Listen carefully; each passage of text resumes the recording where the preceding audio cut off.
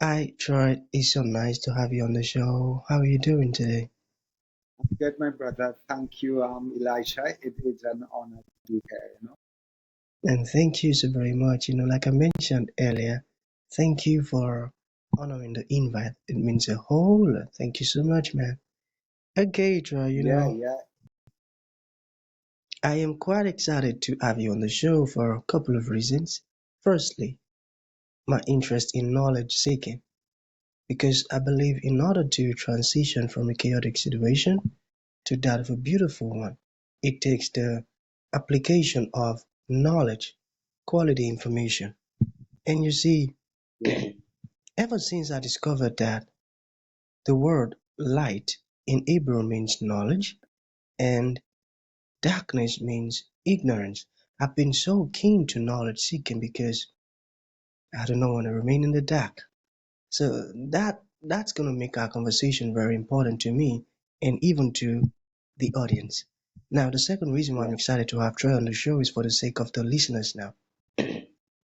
I believe there are some things that Troy knows that some of my audience needs to hear you say these stuff, directly from your mouth in order for them to experience transformation and get unstuck. I firmly believe that. And lastly, that yeah. is me again.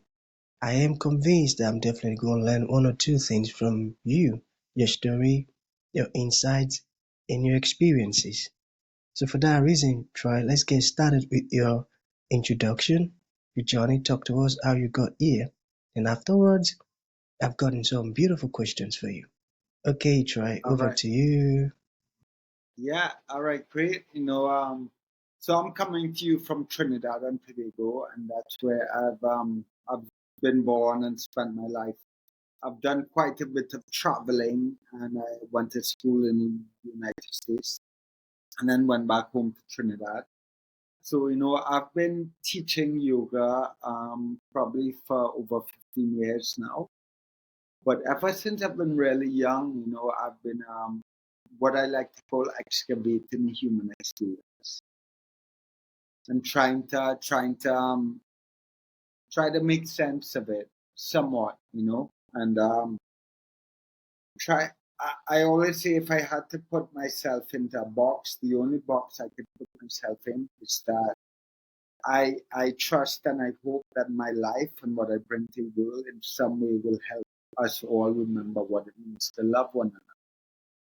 And I hope that through my words, my teaching, my writing, that in some way I can help people reconnect to their understanding of God and divinity, whatever that looks like for them. So that's where I'm at now. I've opened a few businesses. I have a yoga studio at home.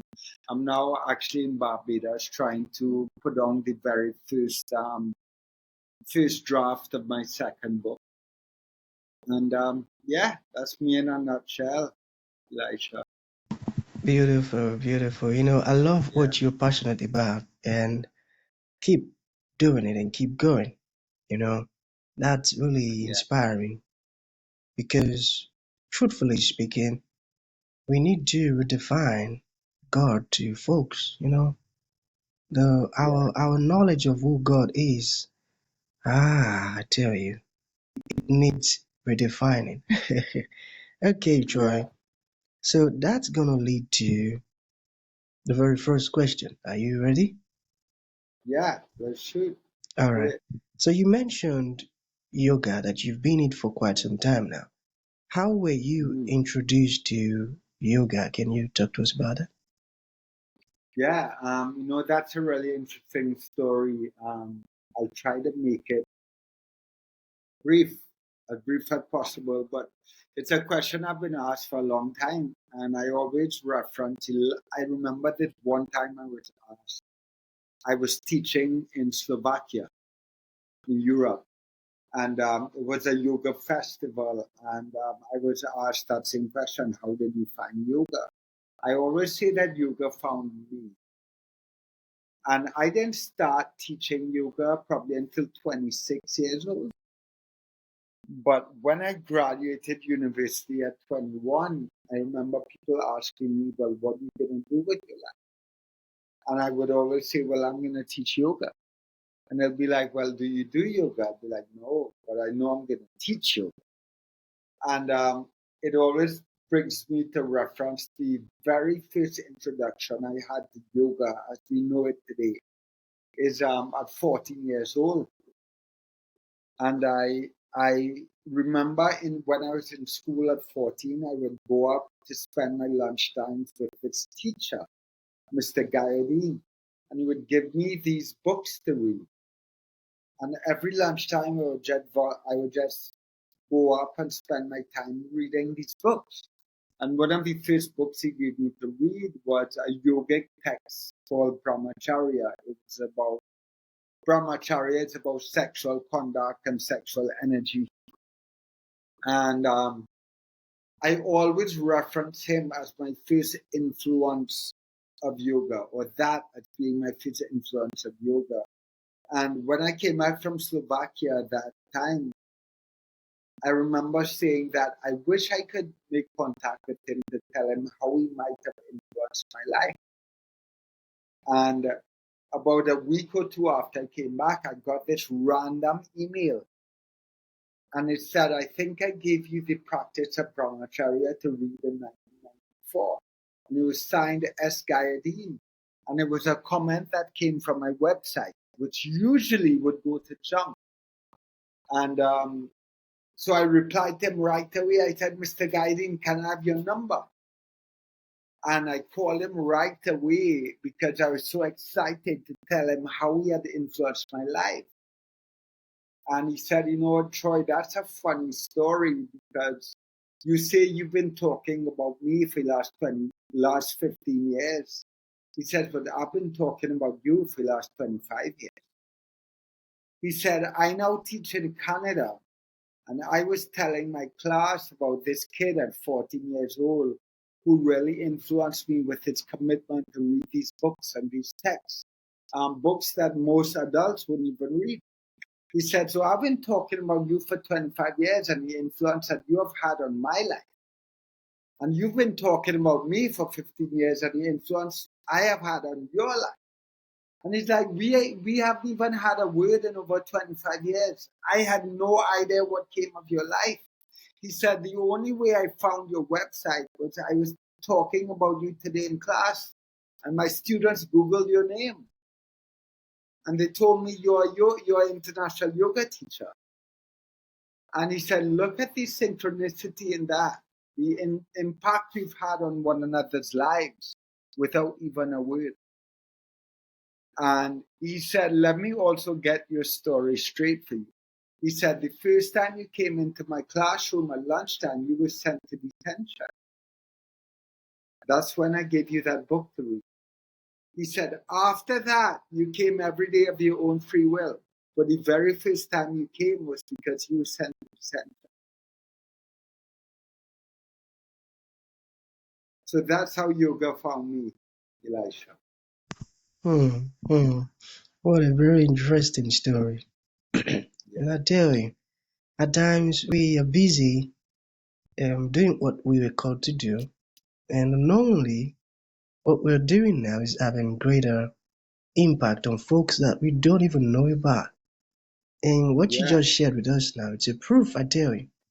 You know, that's why we just have to keep doing what we're doing and do Yeah. not feel discouraged because you never know if you have been impacting folks and you're not even aware. My God, that's a very powerful story, you know? I love that. I love that. Okay, Yeah. so let us talk about the biggest issues affecting humanity. Can you talk to us about the biggest issues that you think is Yeah. affecting humanity? Well, you know, Elisha, there are many issues everywhere, right? There are thousands of issues plaguing humanity. But I believe at the very root of all of those issues is one thing, and it's what I call the identity crisis of humanity. And we all suffer from it.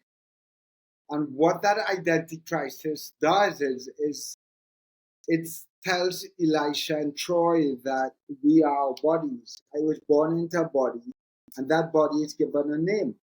And I'm told this body is Troy, and this is who I am. But what that automatically does is it makes Elisha and Troy different. It makes Elisha and Troy separate, because whether we connect this dot or not, our body has one certainty. My identity as Troy and your identity as Elisha has one certainty. That is death. So the unconscious programming of my psyche, of my mind, is that of self-preservation. Because as long as it identifies me with my body, then it's unconscious programming. It's to preserve my body at all costs, to preserve this sense of individual identity at all costs. So what comes with that is that everything I'm concerned with, what is mine? What do I need? What do I want? And then I extend my identity to my family or my inner circle of friends, or even my belief system or my religion or my race. And I start to get obsessed with how can I preserve that? How can I defend that? And I fail to recognize that Elisha is part of who I am. That the people of Africa, the people of Gaza, the people of Palestine, the people of Ukraine, the people who are actually doing wrong in the world or misaligned in the world, they are also part of me. And I begin now to recognize, if I can move beyond my sense of individual identity, it allows me to see all of humanity, all of creation, as a part of myself, as an aspect of God. And if we can truly understand that, then we begin to live our lives differently. We realize that nothing is truly ours, and that everything and everyone is part of who we are, part of that larger collective. So that's why I say that this conditioning we receive from the day we're born, that this body is who I am, that is at the very root of all that is misaligned in our world. Does that make Powerful sense? words, Troy. A lot, a lot, I tell you. You know, when I discovered this stuff, Troy, it actually Yeah, changed how I relate and view people all around the world. Because, you know, my mind, and not only my mind, our minds have been conditioned to believe some certain errors as to ourselves and even others. And you yeah, see, when I discovered that myself and every other souls on this planet actually came out from one same source, it changed yeah, how I view people and it changed how I relate with them. And you see, the things we've learned in our society, you know, always causing this division, and in actually it's in diverse institutions now, even in several sectors, you know, there are those divisions that make people think that they aren't the same. Hmm?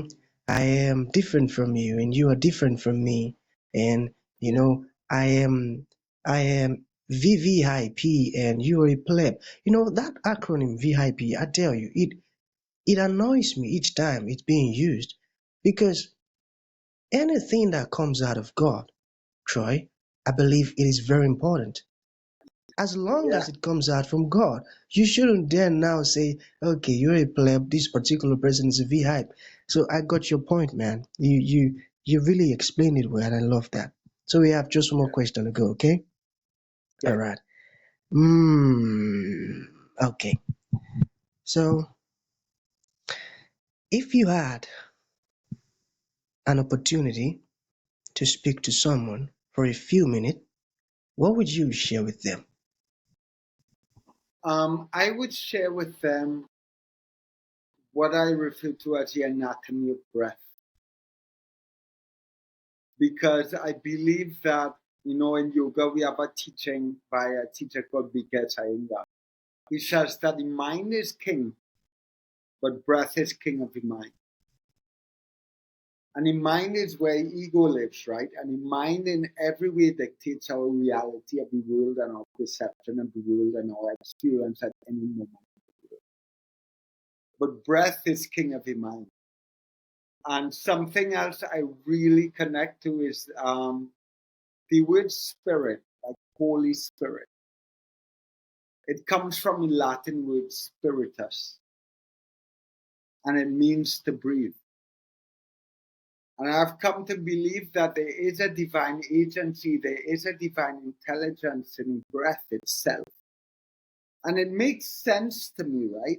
Because, Elisha, the air we breathe is what connects me and you. It's what connects us to everything around us, to every human being. Not only that is walking the planet today, but that has ever walked the planet, ever, or ever will, right? It's almost like it makes sense to me that there would be a divine agency, a divine essence in the air we breathe. I like to envision it almost as all of us swimming in a sea of divinity.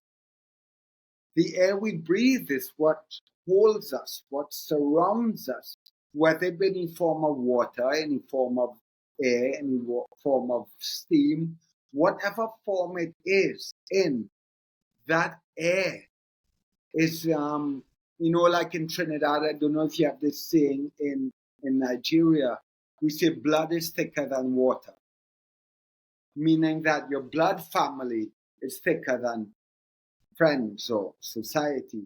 Well, my spirit family is thicker than my blood family. And my spirit family includes everyone.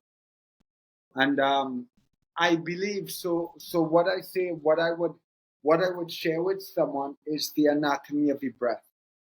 Because I believe so many people live their entire lives without really understanding how to breathe or how breath works.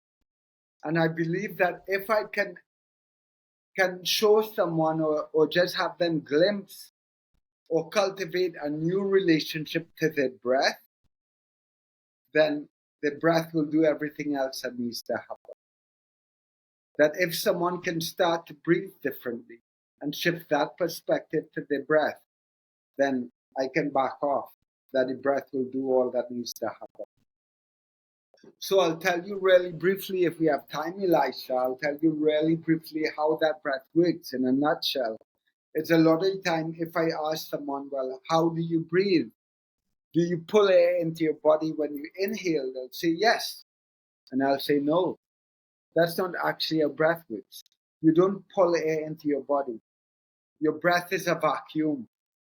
So if I envision what I call my thoracic cavity from my diaphragm to my sternum on my chest, if I envision it as a box, imagine that in that box has a volume, and inside that box has a set air pressure. And if I expand the volume of that box, the air pressure inside of it decreases. And when the air pressure inside of me decreases, as my diaphragm descends and my ribcage expands and my chest lifts and my back body expands, I increase the volume of that box. And when the air pressure decreases, it now means that the air pressure outside of me is higher than the air pressure inside of me. So that means that a law of physics says that gases move from high pressure to low pressure. So what happens is that air around me moves inside of me to create balance. I don't pull air inside of me. I just create space to receive spirit, to receive breath. Breath wants to be inside of me. All I have to do is create space for that to happen. And when we understand that this is a relationship, it's an ongoing relationship between ourselves and breath, ourselves and spirit. We don't pull it into us. We create space and allow it to step into us, to move inside of us. It's a loving relationship. It's a loving ebb and flow. When we understand this, then of course I could talk about this for hours. It could be a 4 hour workshop. But when we understand this at the very basis, that we create space for breath to move inside of us, then it changes our relationship to breath, and that changes our life. Hmm, powerful. I got that. I mentioned before we started, I said, I am convinced that I'm definitely going to learn one or two things from you. And Troy, that has happened already. Thank you so very much. So, Yeah. it's about to come to an end now. For those folks who like to reach out to you, learn more about what you do, or maybe you said some things that resonated with them and they would love to learn more. How can that be possible? Yeah, well, they can find me at troyhadeed.com. That's my website. They could also find me on Instagram, where I'm most active. That's my most active social media platform. And if they want to get hold of my new release book, it was released just about a year ago. It's called My Name is Love, and that is available on Amazon. It is also being released in a few weeks on as an audiobook. And they can also get it on my website. And I would love to hear from them and assist them in any way I can. Beautiful, beautiful. So that's going to be the end of the show. Thank you so very Yeah. much, Troy. Thank Yeah, you for thank you. honoring the invite. And thank you for, talking to us about these powerful words. Thank you so very much. Yeah. Thank you, Elisha. You have a beautiful day, my brother. Love.